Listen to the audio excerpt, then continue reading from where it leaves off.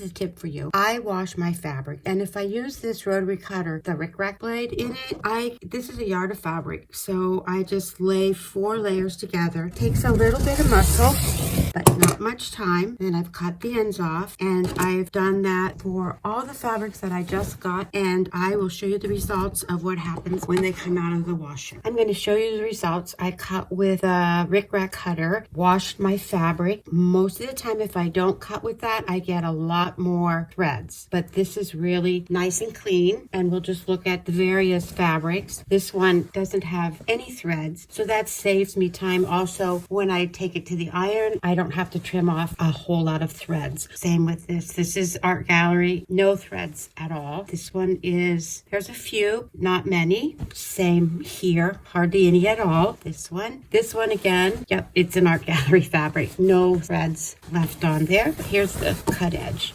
This one, no threads at all. I'm really pleased with taking the time to trim the edges of the fabric before I wash it, because I get these kind of results.